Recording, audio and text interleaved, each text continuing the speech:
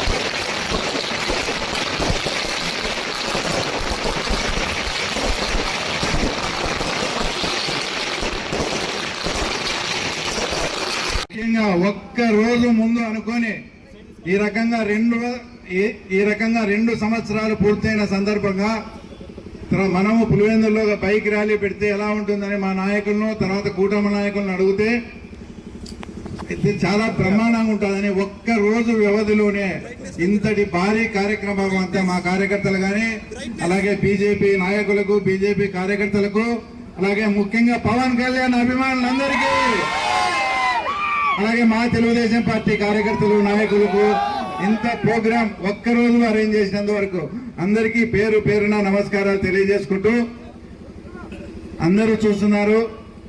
ఇప్పుడు కూటమి ప్రభుత్వం ఏర్పడి 2 నెలలైంది, అసలు 2 సంవత్సరాలైంది. ఇప్పుడే మేల్కొని ఏదో రేపు వెన్నుపోటు దినమని ఇక్కడ ఒక కార్యక్రమం చేపడతా ఉన్నారట.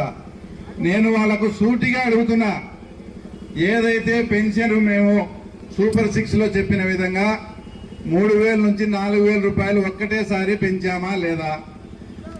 మీ జగన్మోహన్ రెడ్డి గారు 2,000 నుంచి 3,000 పెంచేదానికి 5 సంవత్సరాలు టైం తీసుకొని దానికి 250 పెంచుతూ పోతా అన్నాడు. అదే మా చంద్రబాబు నాయుడు కూటమి ప్రభుత్వం వచ్చిన తర్వాత 3,000 నుంచి 4,000 రూపాయలు ఒక్కటేసారి సింగిల్ షాట్ లో పెంచాడా లేదా?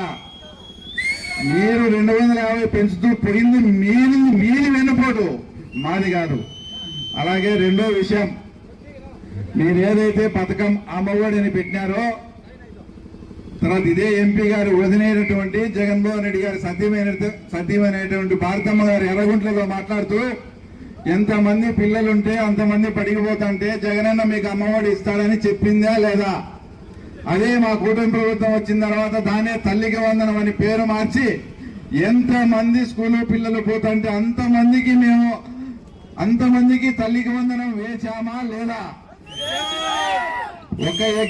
ఒక ఎగ్జాంపుల్, బగ్గన్న గారి పల్లెలో బక్కన్నగారిపల్లిలో ఒక తల్లికి 5 మంది బిడ్డలై 5 మంది స్కూల్కు వెళ్తుంటే వేంపల్లి మండలంలో 5 మందికి కూడా తల్లికి వందనం పథకం వర్తింపజేసే ఘనత మా చంద్రబాబు నాయుడు గారిది. ఏమి వెన్నుపోటు భారతమ్మ గారు పిల్లలందరికీ ఇస్తామని చెప్పి ఒకరికి చెప్పింది వెన్నుపోట, లేక చంద్రబాబు గారి తల్లికి వందనం పేరుతో ఎంతమంది పిల్లలు పోతుంటే అంతమందికి ఇస్తాననేది అసలు వెన్నుపోట. ఇక్కడ ఉండే వాళ్ళు మా కార్యకర్తలు ఉన్నారు, తర్వాత వైఎస్ఆర్సీపీ వాళ్ళు కూడా ఎవరైనా ఉంటే వినండి. మీ సతీమణులు కానీ మీ సోదరీమణులు కానీ ఆర్టీసీ బస్సు ఎక్కితే అక్కడ డబ్బులు పెట్టి టికెట్ కొంటారా, మీరు ఫ్రీగా పోతారా? మీరే చెప్పండి. ఇచ్చిన వాగ్దానం అమలు పరిచే విధంగా తర్వాత మా కూటమి ప్రభుత్వం పనిచేస్తా ఉంది. ఏదో వెన్నుపోటు. అలాగే మహిళలందరికీ దీపం పథకం కింద ఉచిత సిలిండర్లు ఇస్తామని చెప్పినాం. ఇప్పటికి 2 సిలిండర్లు కూడా ఇవ్వడం జరిగింది. ఏ హామీ మేము నిలబెట్టుకోలేదు. ఒక నిరుద్యోగ వృత్తి గురించి మాట్లాడుతున్నారు.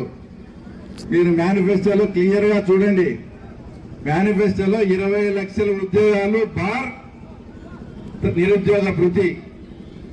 ఈరోజు అనేకమైనటువంటి పెట్టుబడులు మన ఆంధ్రప్రదేశ్ రాష్ట్రానికి లోకేష్ బాబు ద్వారా కానీ చంద్రబాబు నాయుడు చూసి వస్తాయి. 20 లక్షల ఉద్యోగాలు ఇవ్వకపోతే అప్పుడు నిరుద్యోగ వృత్తి కూడా అమలు చేస్తామని లోకేష్ బాబు గారు చెప్తున్నారు. ఇంకా ఎక్కడ మేము వెన్నుపోటు పొడిచాం, మీరు రేపు ఏమని మీరు వెన్నుపోటు తినమని మాట్లాడుతున్నారు. ఇక పులివెందుల విషయానికి వస్తే ప్రజలారా ఒక్కసారి మీరు కూడా ఆలోచన చేయండి. పులివెందుల మున్సిపాలిటీ పుట్టినప్పటి నుంచి అటు కాంగ్రెస్ కానీ ఇటు వైఎస్ఆర్ కాంగ్రెస్ పార్టీ కానీ పాలకవర్గం పాలన చేస్తానే ఉంది. ఇక్కడ ఉండే ప్రజలు కానీ ఇంకోరు కానీ ఎక్కడన్నా కానీ ఏదన్నా ఒక రియల్ ఎస్టేట్ పెరగడం కానీ ఇతర ప్రాంతాల నుంచి వచ్చి ఇక్కడ స్థిరపడడం కానీ ఇన్ని మౌలిక వసతులు ఉండేప్పుడు మన ప్రాంతానికి కూడా వచ్చి ఇతర ప్రాంతాల నుంచి వచ్చి చేరాలనా లేదా? ఎవరే కానీ ఇక్కడికి వచ్చి చేరిన సందర్భమే లేదు. వీళ్ళ అభివృద్ధి అంటే వీళ్ళ హయాంలో పేమెంట్ కడతారు అవుటర్ రింగ్ రోడ్ చుట్టూ, మళ్ళా పేమెంట్ వాళ్ళే తీసేస్తారు, మళ్ళా రెండోసారి పేమెంట్ అని కడతారు. రాజశేఖర రెడ్డి గారి విగ్రహం పాత బస్ స్టాండ్ లో పెడతారు. విగ్రహం పెట్టి సంవత్సరం అయితేనే మళ్ళా విగ్రహం కొట్టేసి ఆ విగ్రహం కూలదోసి మళ్ళీ ₹1 కోటి 2 కోట్లు పెట్టి మళ్ళా విగ్రహం కడతారు. తర్వాత ఇది వాళ్ళు చేసిన పరిపాలన. ఇంకా ఘోరమైన విషయం ఏంటంటే ఏదైతే ఇప్పుడు బోటింగ్ పెట్టాలని దాదాపు ₹100 కోట్ల ఖర్చు పెట్టి అది కూడా నీళ్లు ఎర్రబల్లి చెరువు నుంచి నీళ్లు ఇస్తామని చెప్పి 100 కోట్లు అంతా ఖర్చు పెట్టి దాని అంతా కూడా వృధా చేయడం జరిగింది. అసలు ఎర్రబల్లి చెరువుకు మేము వచ్చి కేవలం ₹20 లక్షల మా సొంత నిధులు వెచ్చించి ఎర్రబల్లి చెరువు నింపినాం.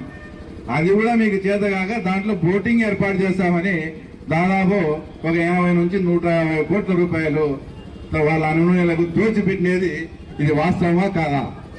ఇదే మీరు చేసే అభివృద్ధి కానీ ఇంకోటి కానీ?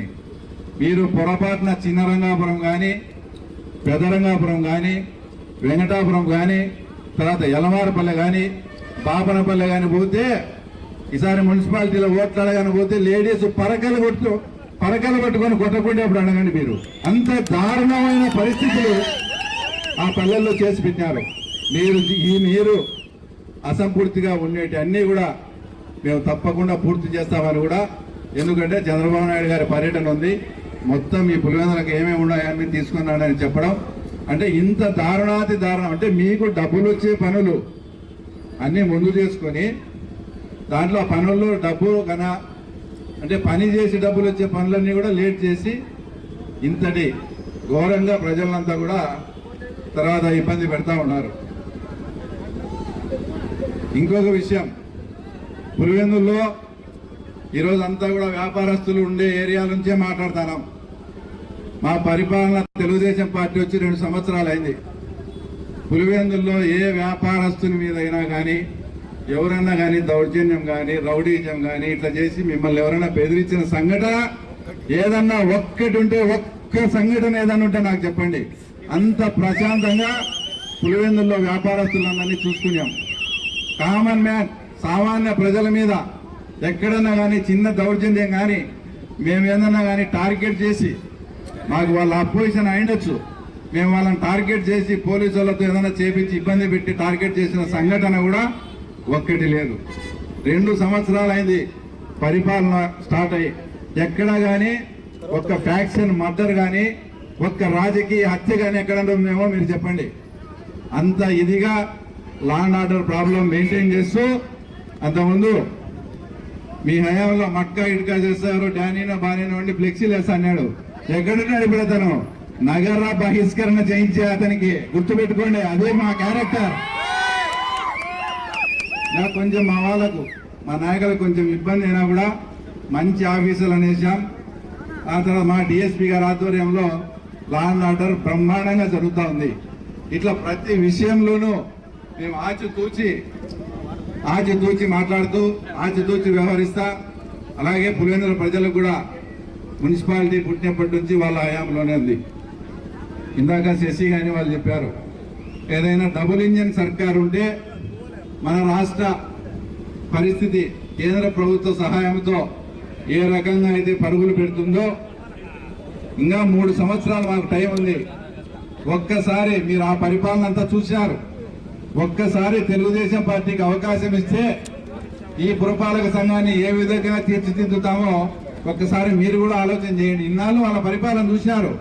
ఒక్క అవకాశం మాకు కూడా ఏంటి, ఎందుకంటే రాష్ట్రంలో ప్రభుత్వం ఉండేది మాదే కాబట్టి మీరు మా వాళ్ళని గెలిపిస్తే మేము ఏదైనా ఫండ్స్ తీసుకొని పులివెందుల ప్రాంత అభివృద్ధి కాముకులైతే పులివెందుల ప్రజలు తప్పకుండా ఆదరించండి. తర్వాత జగన్మోహన్ రెడ్డి గారి విషయానికి వస్తే, మొన్నొచ్చి ఏదో ప్రజా దర్బార్ పెట్టాడన్నారు. ఆయన ప్రజా దర్బార్లో ఒక ఎంఆర్ఓ ఒక ఎస్పీకి కానీ ఒక కలెక్టర్కి కానీ ఏమైనా ఫోన్ చేసిన సందర్భం ఉంది? ఎవరైనా వైఎస్ఆర్ వాళ్ళు ఉంటే చేయెత్తి చెప్పండి. ఏమి వాటికి పోతానే 3 నెలలు అక్కడికి పోతానే 3 సంవత్సరాలు గట్టిగా కన్ను మూసుకోండి, మన ప్రభుత్వం వస్తుంది, అది చూస్తా ఇది చూస్తా. ప్రభుత్వం వచ్చే సమస్య లేదు.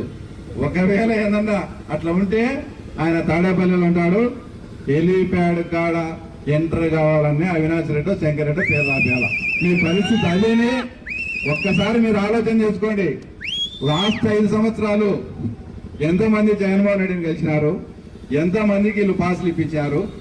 అది కూడా వీళ్ళ గురించి చెప్పే వాళ్ళకి ఇవ్వరు. వీళ్ళకు వ్యతిరేకంగా చెప్పే వాళ్ళకు no pass, no helipad, no entry. వీళ్ళకు అనుగుణంగా చెప్పే వాళ్ళ పేర్లు మాత్రమే ఉంటాయి. ఇంకా ఈయన ప్రజా దర్బార్ ఏంది, ఆ తర్వాత ఈయన చేసేది ఏంది. ఇంకొక విషయం, ఎంపీ గారికి మన ఏదో పులివెందుల కన్నె వేస్తాను అని నన్ను మాట్లాడాడు.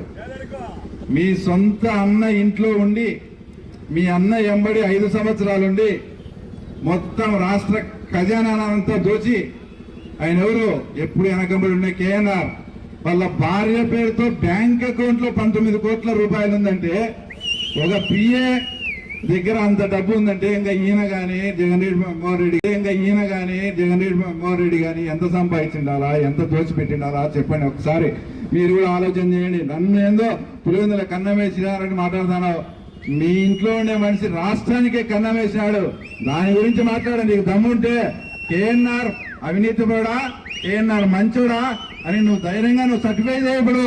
మా గురించి మాట్లాడడం కాదు. మీ అన్న ఇంట్లో గోతులు తగినారు, ఆ గోతులు పుడిచేది తెచ్చుకో.